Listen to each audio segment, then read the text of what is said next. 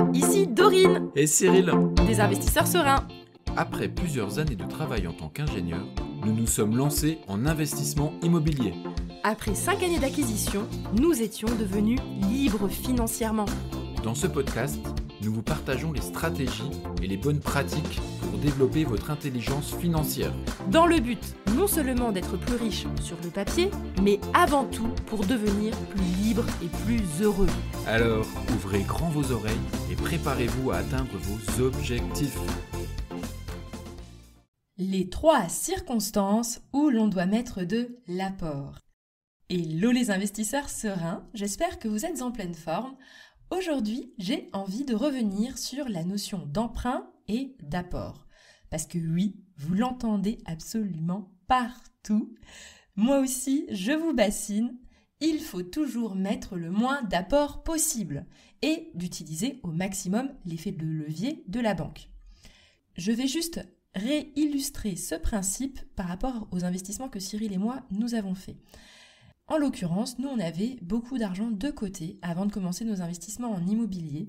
Et quand on a acheté notre premier immeuble, on a essayé d'emprunter au maximum parce qu'on s'est dit, on avait déjà un petit peu compris ce principe, donc on s'est dit, ok, on emprunte un maximum. Et en fait, c'était formidable. On avait de l'argent de côté, il nous a été utile et je vais vous expliquer dans ces 3 circonstances qu'il y a certaines circonstances dans lesquelles on s'est retrouvé et où on a dû mettre de l'apport, mais on a bien compris qu'on essayait d'en mettre le moins possible à chaque fois. Donc je vais vous raconter dans cet épisode les circonstances où on met de l'apport.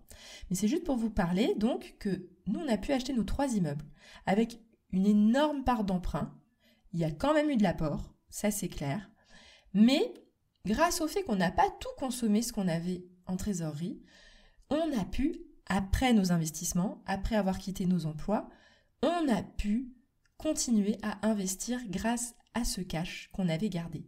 Et c'était formidable parce qu'on a pu diversifier nos investissements. Donc en l'occurrence, nous ce qu'on a fait, c'est qu'on a investi au Canada via un fonds immobilier d'un ami qu'on connaissait très bien.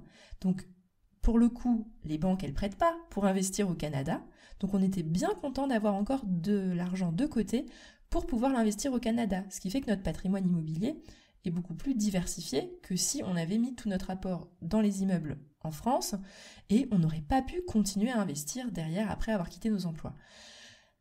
Et par ailleurs, on envisage, même si c'est encore en réflexion avec Cyril, de placer également encore de l'argent qui nous reste, toujours dans un souci de diversification, c'est-à-dire que là, avec cet argent qui nous reste, nous n'envisageons pas d'acheter de l'immobilier en France, parce que là, l'immobilier représente une énorme part de notre patrimoine et on aimerait diversifier et donc s'orienter vers d'autres types de placements.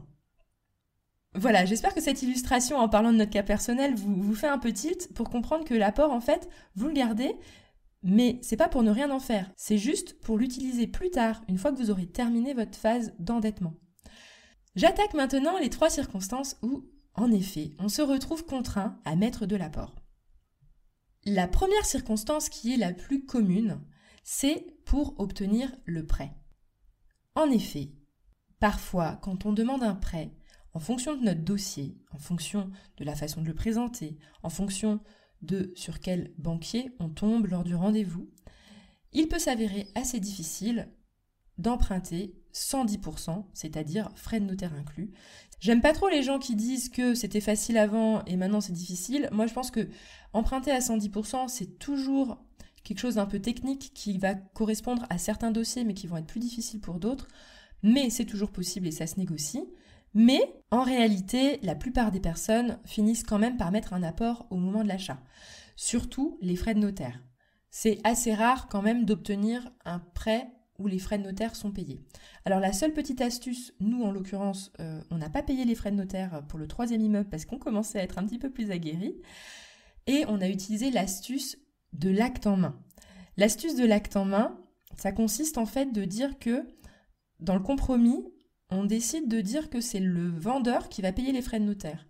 Donc l'acheteur ne va pas payer les frais de notaire. Et donc, vous vous êtes mis d'accord à 200 000 € pour le frais d'agence inclus, l'achat du bien. Et donc, ça fait à peu près 15 000 € de frais de notaire.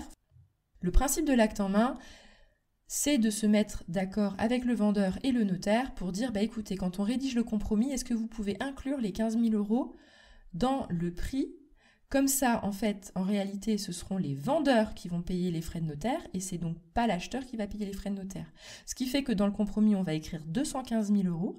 La banque va avoir 215 000 € dans le compromis. En général, ils ne font pas trop gaffe.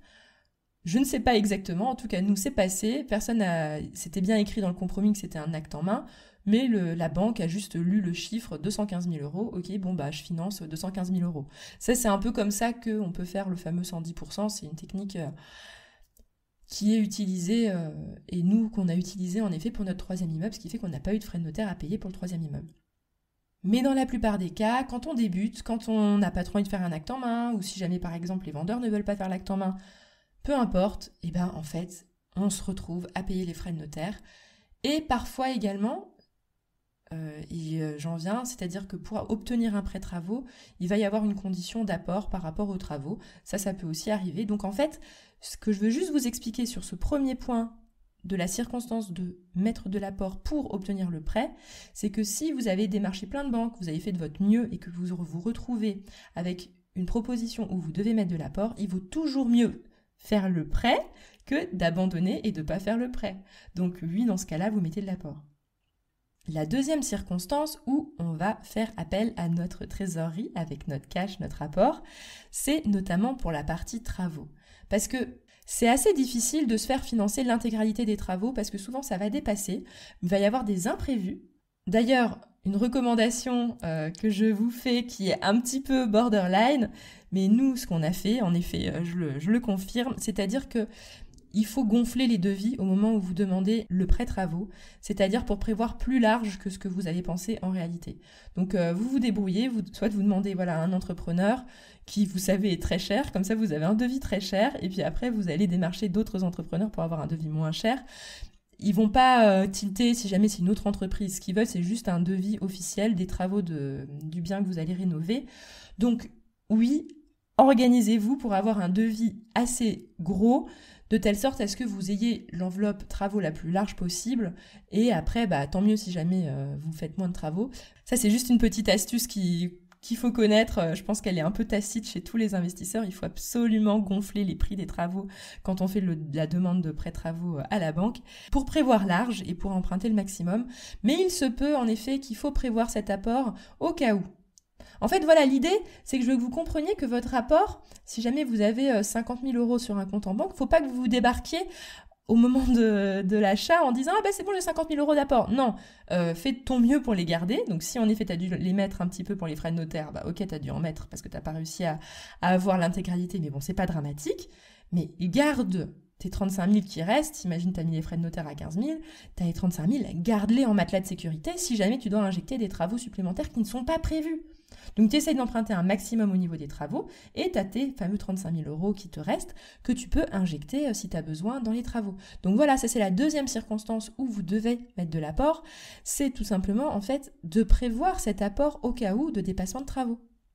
Ou également si jamais la banque vous demande de mettre plus d'apport dans les travaux parce qu'elle ne veut pas financer l'ensemble des travaux que vous demandez. Et enfin, la troisième circonstance où l'on doit mettre de l'apport, et là en l'occurrence avec Cyril, on l'a fait à chaque fois, c'est la partie ameublement. Les banques n'ont jamais voulu payer l'ameublement des logements, donc c'est-à-dire que tout ce qui est facture Ikea, Leroy Merlin, Conforama, enfin bref, peu importe, je sais pas dans quelle enseigne vous allez pour votre ameublement locatif, mais les banques, elles veulent pas payer ces factures-là avec la facture travaux. Donc, sachez également qu'il faut prévoir une enveloppe pour l'ameublement. Parce qu'en général, pour faire très très vite, c'est toujours mieux la location meublée que la location nue. Voilà, c'est une grosse généralité, mais je préfère vous le dire. Voilà, maintenant vous connaissez les 3 circonstances où il faut mettre de l'apport. Vous avez bien compris que le principe général, c'est d'essayer d'en mettre le moins possible, de le garder en sécurité. Si jamais vous avez réussi à vous endetter au maximum et que vous avez encore une enveloppe, c'est génial. Ça veut dire que vous allez pouvoir l'investir autrement. Mais voilà, gardez cette enveloppe au démarrage pour toute votre phase d'investissement. Comme ça, vous êtes un peu tranquille. Vous savez que vous avez de quoi injecter pour obtenir un prêt, pour compléter les travaux et pour faire l'ameublement. Et comme ça, Et puis même pour le retard, si jamais vous avez un peu de retard en travaux. Après, si jamais vous avez du retard en travaux, ça nous est aussi arrivé. Normalement, on négocie un différé. Et le différé, ça veut dire que vous ne payez pas la mensualité tant que les travaux ne sont pas terminés. C'est-à-dire que vous pouvez négocier 12 mois, voire 24 mois, voire 36 mois. Et nous, par exemple, pour le 3e immeuble, on avait négocié 24 mois. Mais les travaux avaient pris du retard, notamment à cause du Covid. Et donc, on avait appelé la banque en disant « Est-ce que vous pouvez prolonger le différé ?» Donc, il y a toujours des solutions. Et en effet, ils ont prolongé le différé. Et on a eu 3 ans de différé sur le 3e immeuble. Ce qui a fait qu'on a même pu encaisser des loyers avant même de payer des mensualités. Ce qui est formidable. Comme ça, on renfloue la trésorerie. Et d'ailleurs, en parlant de renflouage de trésorerie, allez écouter l'épisode 50 qui s'intitule « Crédit immobilier 3 clauses trop peu connues » parce que vous allez voir, il y a des pépites à l'intérieur pour trouver des solutions pour justement renflouer votre trésorerie grâce à des astuces qui se trouvent dans les contrats de prêt et dans les négociations de contrats de prêt. Voilà, je vous souhaite à tous une excellente journée et à bientôt pour un prochain épisode. Et voilà, l'épisode du jour est terminé. Mais avant de finir, pense à t'abonner au podcast pour ne rater aucun épisode. Parce que nous sommes ici toutes les semaines, sans faute, pour t'apprendre non seulement à devenir plus riche sur le papier, mais surtout pour augmenter ta liberté. Et par la même occasion, je vous encourage vivement à y ajouter une note de 5 étoiles, parce que ça nous fait plaisir de savoir que le contenu vous motive et vous booste. On se retrouve la semaine prochaine pour développer votre intelligence financière. Merci beaucoup à tous et à bientôt. Ciao, ciao.